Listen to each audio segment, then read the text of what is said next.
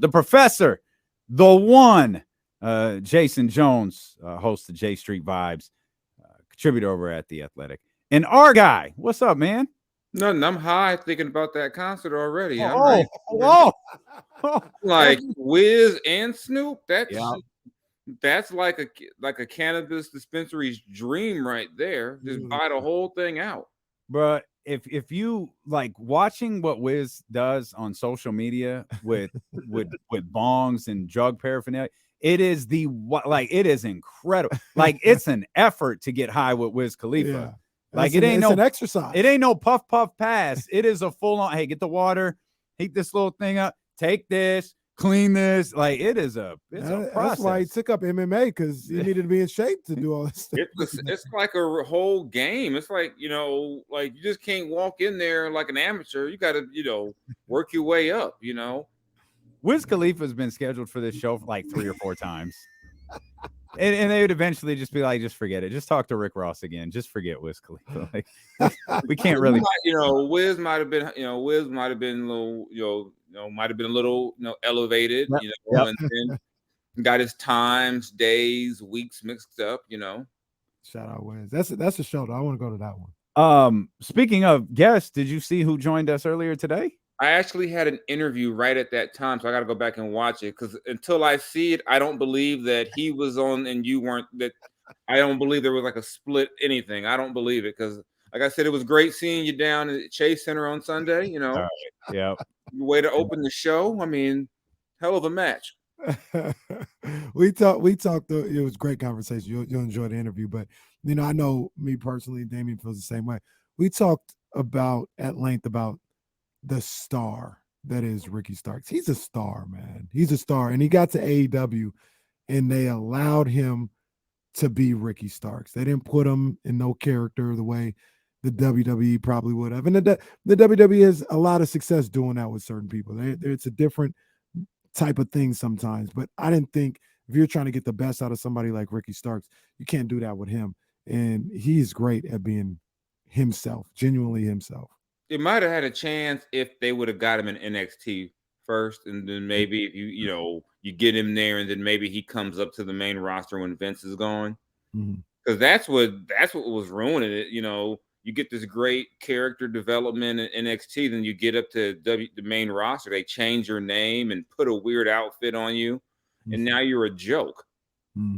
So but yeah, I'm glad there's more than one promotion in the States, so that you can get this development.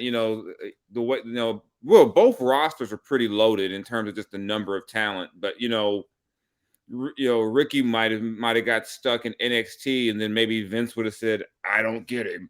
Yeah. And then and then he would have maybe put on a New Orleans Mardi Gras style outfit or something. He would have been the Frenchman. They would have had King Baby, the human beignet. They'd had little King Baby Cake running around with him, and it I mean, he turned like Karrion Kross into like a BDSM character, for God's sake. Yeah. So I mean, yeah, bizarre. I didn't know that Ricky was in WWE. He got speared by Ryback. And he did something else. I don't remember if it was Cena or who it was, but he was an extra a couple of times. Yeah, it's funny to go back and look at who was an extra at various points. Like seeing Tommaso Ciampa with hair as an extra, and you're like, seeing like very famously was an extra. I didn't know. Yeah, that. Wow. You go back to these really old clips of like Kenny Omega as like some random guy on WWE. They've had a lot of guys who you look back and go, wow, he did what? You never would have known. Yeah. Did you enjoy? Anthony Bowens had a cup of coffee in the WWE. Did you enjoy the pay-per-view on Sunday? I did. Going in, it was my first AEW live show. And I'm always wary of the Iron Man match, because you wonder, can these two guys really give you an hour's worth? I was in my head going, okay, and about the 10-minute mark, I'm going to go to the bathroom and come back. And but they really, I mean, it was a hell of a show. I mean, I enjoyed that. That trios match was awesome. You know, I didn't think I was going to enjoy the Iron Man match because there's no suspense of it ending. Right. It's like it's over in 60 minutes. Right. But they did an amazing job of making the final like 20 minutes or so like you forgot that the match couldn't end. Right. It was incredible. It was really, really good. Yeah, and I mean, I had never been in a wrestling presser, and that was MJF's entrance was quite something. MJF was a fool, man. Because I didn't realize what was going on. I thought like some random person had come into the room. And he's going. I mean, but yeah, there was a hell. I mean, I really enjoyed the show. I mean, but it just makes you. It was also crazy about it too. Was that Tony Khan's talking about they had 9,000. What a great number that was for them. I'm like, this is how big the gap is with WWE and everyone else. That's SmackDown for them. Mm-hmm. I mean, that's Raw, and even then they've only got 9,000. But I mean, like I said, I really enjoyed it. You know, a lot of good entertaining matches. You know, I was surprised that they let Joe get put to sleep like that. That caught me off guard. But like I said, that trios match delivered beyond even my biggest hope, because I always felt like that trios title should have been on the House of Black from the start. Yeah, so I had a lot of fun out there. It was good for them too to come out to the West Coast. You always wonder how that's going to work out, but coming out to West Coast and having success and being able to do things, in Northern California. Are they gone down to LA yet? Yeah, they've been to the Forum. Yeah, okay. They've been to LA. They've been to Seattle. Yeah, and it is cool to hear Jericho's song in person. Yeah, I could see that. Yeah, that was cool to actually to see that in person. The House of Black entrance was really cool in person, and then to me the best part about MJF is that I think people in the audience legitimately hate his guts. Yep. I mean, it's not. I mean, he's calling people marks, but I don't realize that the marks realize they're marks for hating him so much. I mean, there's a dude like about 10 feet from me. Someone's like who's like cursing out a guy behind me because he was saying something about MJF being good. I mean, like legit cussing him out. At the end of the match, he turned around and flipped dude off. Yeah, that's a wrestling event. What did MJF do? He took the water bottle and threw it on He threw it at a kid. Yeah. He threw water on a kid. Oh my God. Somebody tweeted out it'd be a triple threat match at that point. Everyone thought it was a work because they was like, that was a black mama and she didn't choke him. But it wasn't a work. He just they had to send Brody Lee's wife, who works as like an ambassador for them, out there to like console the kid and like sit with him. And it's like, at what point can you choke a dude? Like, at what point do you go like, all right, you crossed the line first, and now I can swing at you here on the floor of the Cow Palace. Where were they? The Chase Men. Oh yeah, because I was like, because your initial thought is that kid had to be a plant, because there's no way he'd really do that to a kid. And then I started reading on. They were like, it wasn't water; it was tequila. I was like, oh, I'm like, this. I don't know if that's true, but yeah, somebody went and got him like an acclaimed scissors hand, and then, I guess he got to go to the back and meet some guys. There's a picture of him with Hobbs, and then I guess he'll be in Sacramento too. The kid. And sometimes I wonder, is it worth? It sucks, but he had a way better experience than the average kid did by the end of the night. Sure. I'm like, it's kind of like the kid who went to the Miami Heat game and was like, I came here to see Jimmy Butler. Like, it's almost like, it was better that Jimmy didn't play because you got to go meet Jimmy as opposed to I got to see Jimmy Butler just play. Well, Jay, I'll go ahead and hit this. Okay, Lake Show. We're big Laker fans tonight. That's like the 5th time today. That's excessive. We're big Laker fans tonight. The same way I was a big Kings fan last night. Good job, go Kings. Like team, yes, sir, yes. Indeed, and teamwork makes the dream work. Look at us, me and Jason holding up our rags. United, yes, indeed. I'm the Sami Zayn of the Kings fans now. I just latched myself on for selfish clearly selfish reasons, but yeah, let's go. Jason Oos. Mhm. Jason Oos. Obviously, if the Lakers win, the Sacramento Kings move in to the second seed via a tiebreaker with the Memphis Grizzlies. I guess first out the gate, we're talking about the Lakers and the Grizzlies tonight. This will be an extended conversation on the broadcast. What do you think about this whole Ja Morant situation? Perhaps more importantly, where do you think it's going? I just think it's sad. I was talking to a friend. It gives me a lot of Chris Brown vibes in the sense that what happened to this kid who was just, a cool kid, and all of a sudden, all this random violence and fighting, like, where did all this come from? Yeah. And it's like, why are you like number one? I mean, what makes it so kind of all just tone deaf from Ja? Where you said there's got to be something else wrong?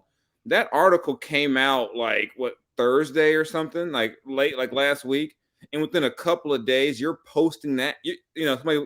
Somebody was saying he got caught. I said he didn't get caught. He posted it. Mm-hmm. He flaunted it. Yeah, it's like I don't know what's going on because that's a flagrant. Number one, that's a flagrant violation of the CBA. I mean, it's he's going to miss some time for real.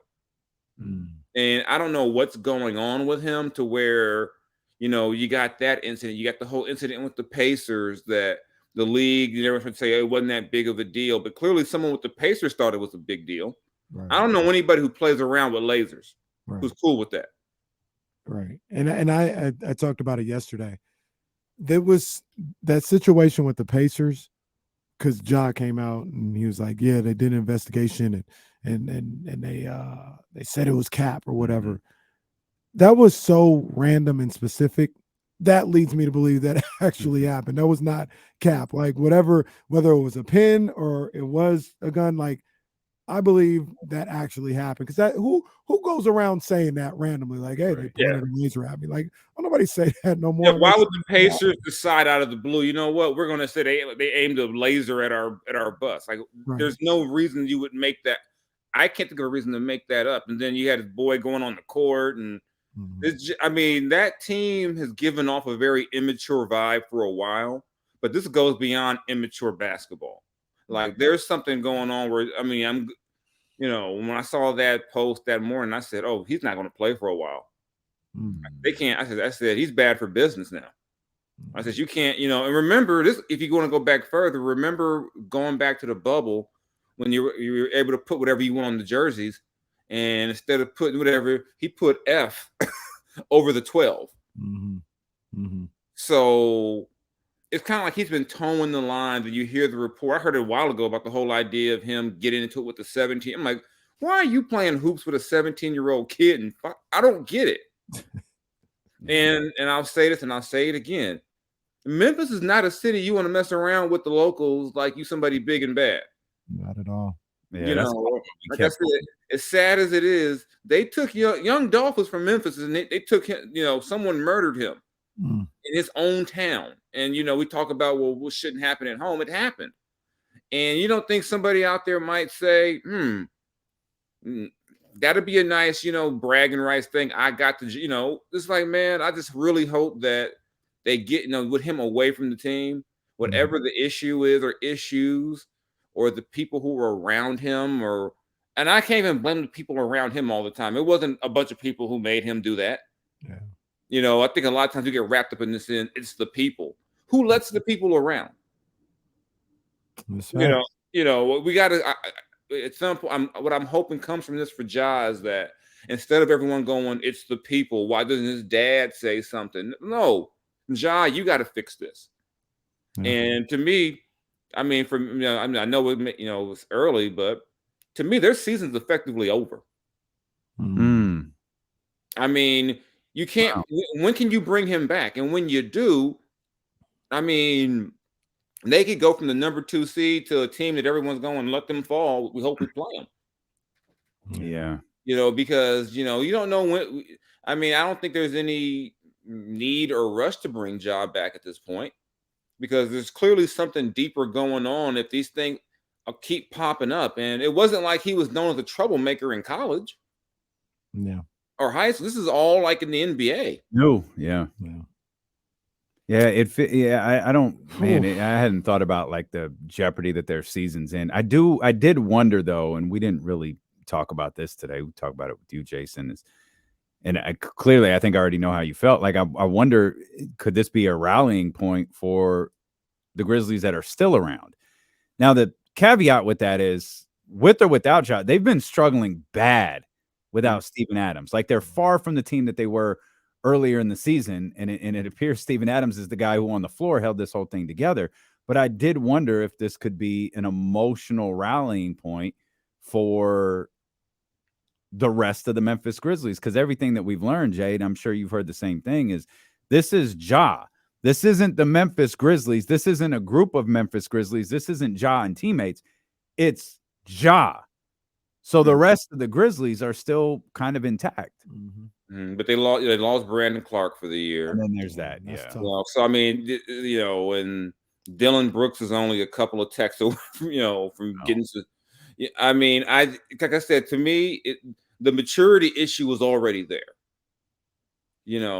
And one of the key culprits of that is Dylan Brooks. He's still, to me, the maturity issue was going to be there, and I wonder, last season they showed they can play well without it.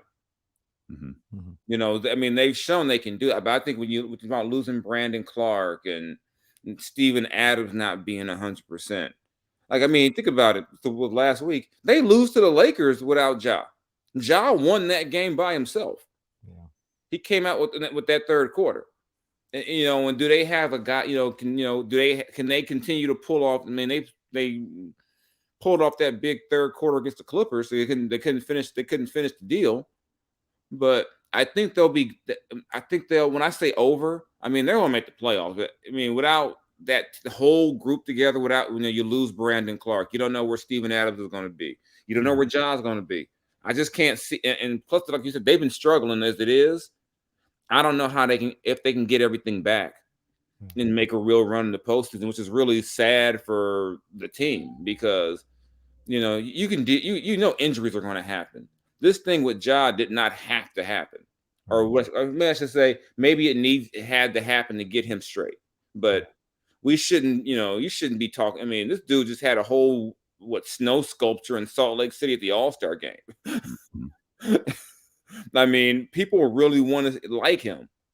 And it's just also a trip of how the league works, because I've seen other players get labeled bad guys who ain't had nearly these many issues. And the thing with Ja is, like, I don't know if it's unfortunate that it happened right now, but it seemed like the way things were going and how everything was, it was only a matter of time, and it's snowballed throughout this whole week. It went from, just the stories in Indiana to, him in the mall beating up a kid. Now he's got the gun. Now, how'd he get the gun? Now he might be gone for 20 plus. Like, it continues to snowball.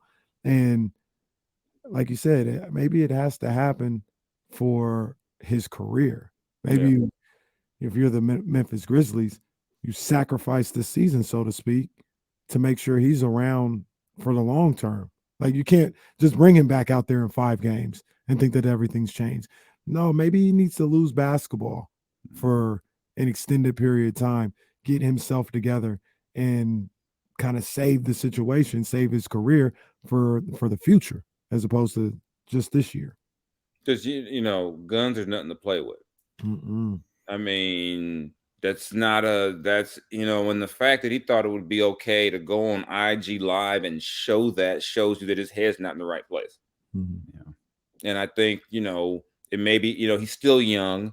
I'm not trying to label him like, I'm not trying to label him like a gang member or anything like that. To me, which is part of the problem. He's not a gang member. Stop acting like one. Skip Jones here. Ja Morant wants to be a Crip. Ja Morant wants to be a Crip. Well, but I think he's young enough, and maybe just this situation can shake him up to the point where you say, you know what, I was wrong. I need to do better. I think I sent something from Mark Spears. We talked about how Carmelo Anthony had to really change up his circle You know, and if he doesn't do that, he doesn't get 18, 19 years in the NBA. Because part of it is that no matter how good you are, if you come with problems all the time, no team wants to deal with you. And I thought, think about it right now. I know Kenny will like this one. The whole who would you rather have, right? De'Aaron or Ja. De'Aaron don't come with no drama like this. And that matters in this league. And there's a reason why Allen Iverson's career probably didn't get extended another 5 or 6 years, because it was like, you're not worth the headache if you're not giving us 30. Yeah. Crazy to think about. You say Allen Iverson. Obviously, that was my guy. Allen Iverson, like, as the Allen Iverson we know, that was like 5 years. Yeah. He's drafted in 96. They went to the finals in 01. I think they had another, 02 was a little bit of a struggle. I think they had another little bit of a run in 03. It's a Rock Austin run. Yeah. We think it was so long, but it was really just a handful of years. And I was at the game where when he came to town with Memphis coming off the bench, and it was obvious that night that was never going to work. And by the way, I'm not implying that Allen Iverson was running around a strip club with guns. People say I was, I'm just talking about the whole, once you get that perception, you get that rap on you, it's tough to shake. But yeah, wow, because he did a Rock Austin run. Yeah, those run, like, think about it. The Rock Austin run, they were massive, but they were really, really short. I'm trying to think. Where would you say his run ended? Did he play against the Lakers in the playoffs with I don't think he was there in 09.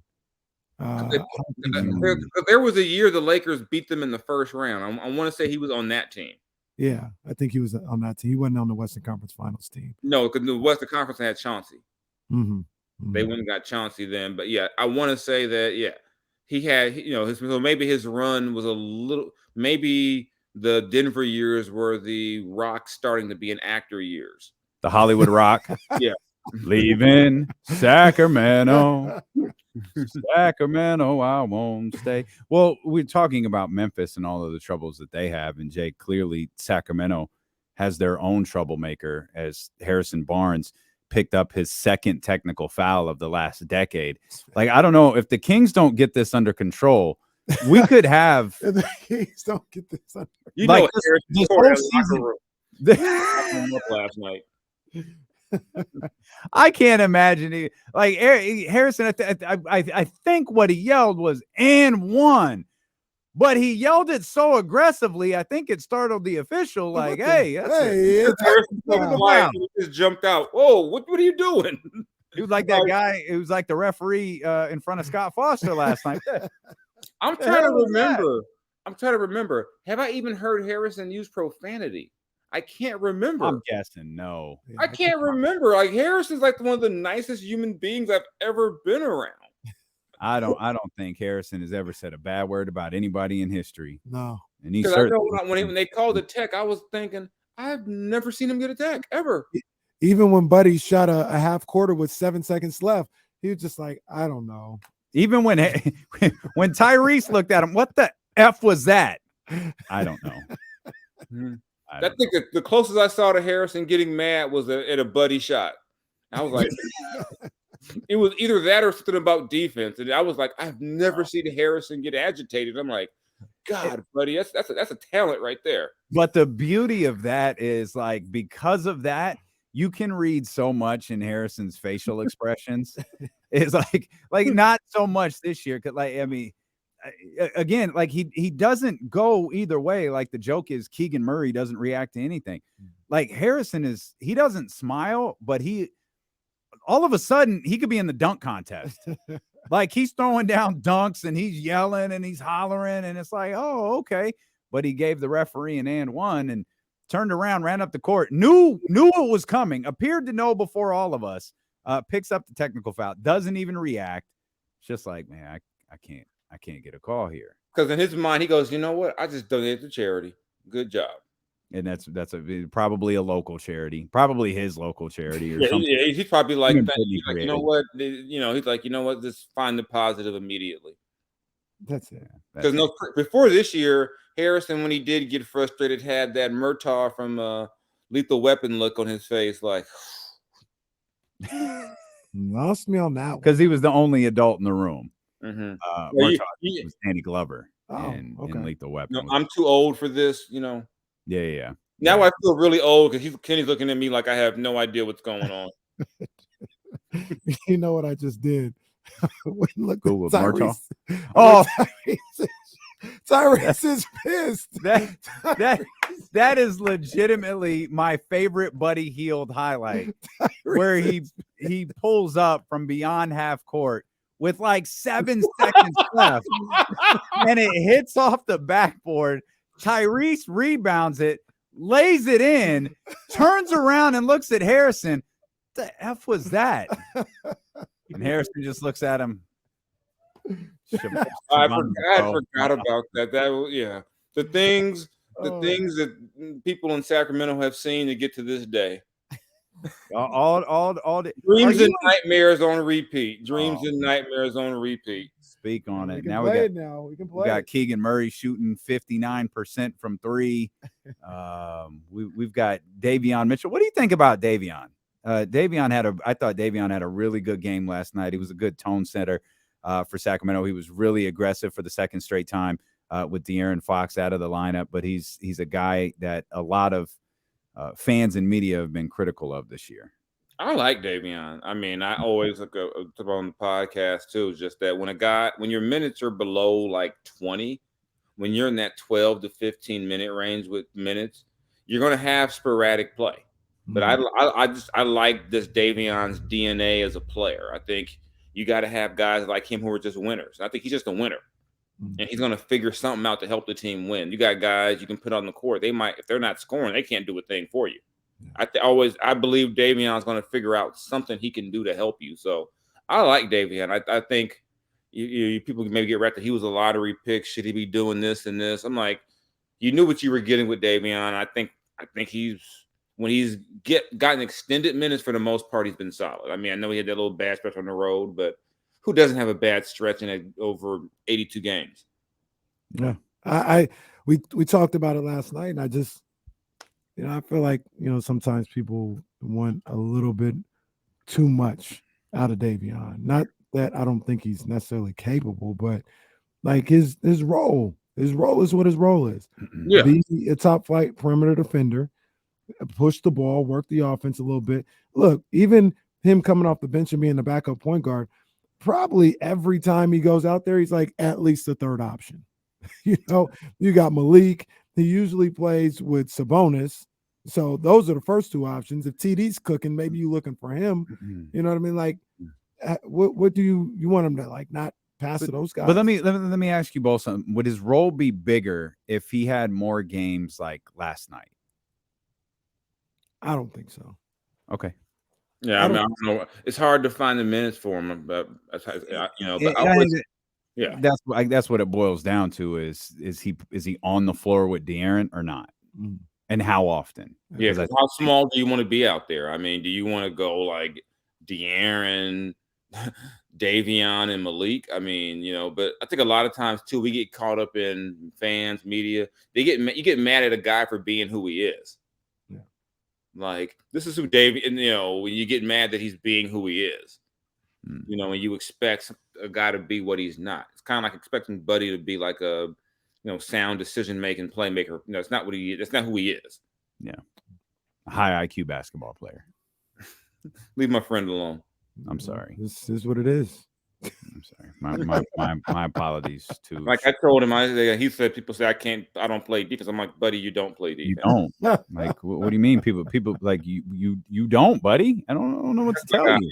Shout out to Buddy. Shout out to Chivano. I'm always gonna call him Chivano when I see him. That's all right. That's all right. Jay, we appreciate you. Thanks for jumping on with us. Thanks for doing a live edition of J Street Vibes last night. Yeah. I think people really dug that. So hope to see more of those moving forward. Looking forward to seeing you tomorrow night, on Dynamite. No, I'm going to be at Dynamite, not on Dynamite. It's posted to YouTube. Go watch it. It's real. I'm going to watch it. I was mad I had an interview right then. I'm going to watch it because I'm still going to.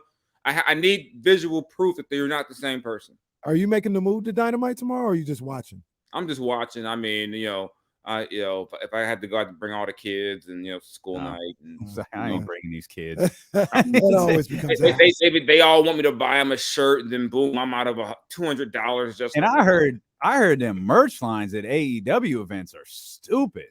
They are. I got a video of one. I was like, "Is that the line to get in?" He's like, "That's the line to get a T-shirt." And by the time I got up there, I'm like, "What you got?" They only had like 2 options for me, but I'm like, okay, but they didn't have any bloodline shirts for for Jason at the event. I got an AEW, and I'm mad because my shirt is San Francisco 49er colors. Well, there you go. That's your team. Well, that's we saw you. We have visual evidence that that's your squad. Yeah, we saw you rocking 49ers colors, Jay. God. It's on the internet. It's living forever. Get ready for Aaron Rodgers. Just get ready. I was moving this weekend, and someone saw the lanyard and goes, "Ooh!" I'm like, "It was for work. Let's be mature people." Jay, we appreciate you, man. All right, see you next.